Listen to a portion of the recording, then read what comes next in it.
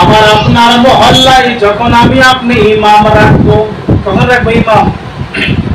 আবার আপনার মসজিদে যখন ইমাম আসবে, আর সেই ইমামের মোচ যদি লম্বা তাঙ্গা হয়ে আকাশ আসমানের দিকে চলে যাচ্ছে, যে এদিকে চলে যাচ্ছে সিউড়ি এলাকা, আর এদিকে চলে যাচ্ছে রামপুরহাট, মানে মোচের তাও কালিয়াল সিং, হ্যাঁ, এদিকে মোচের তাও যখন দিবে সিউড়ি এলাকা ঢুকে যাবে, আর এদিকে মোচে যখন তাও মারবে তখন রামপুরহাট।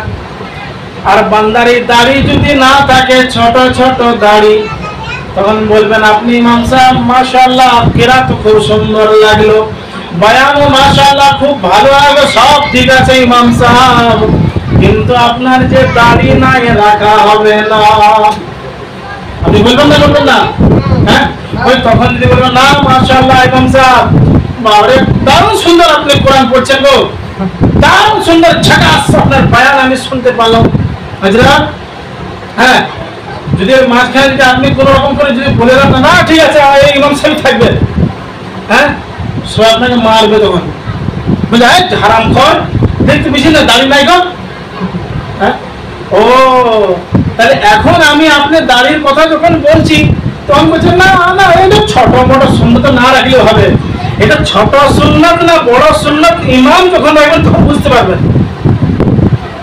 যে কই আপনি ইমাম একটা রেখে দেন তো দাড়ি নাই গো, এই কালিয়াল খানের মতো লম্বা লম্বা মোচ তো করে রাখেন তো দেখি, কেন রাখবেন না?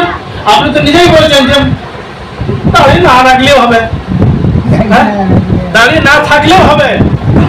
কই আপনি কই বলবেন, দুনিয়ার কোনো মানুষ বলবে যে না ইমাম সাহেব কি হবে, কোনো অসুবিধা না, আপনার দাড়িটা তো এখানে ছোট ছোট আছে চলবে, কোনো অসুবিধা নাই, কেউ বলতে পারবে মানে সাহেব? কেউ বলবে না। তার মানে বোঝা যাচ্ছে যে দাড়ি রাখাটাই হচ্ছে খুব জরুরি। যে ইমাম হবে তাকে দাড়ি রাখতেই হবে, তার মানে দাড়িটা হচ্ছে একদম মাস্ট, রাখতেই হবে। যেমন আপনি মুসলমান, আপনাকে নামাজ পড়তেই হবে।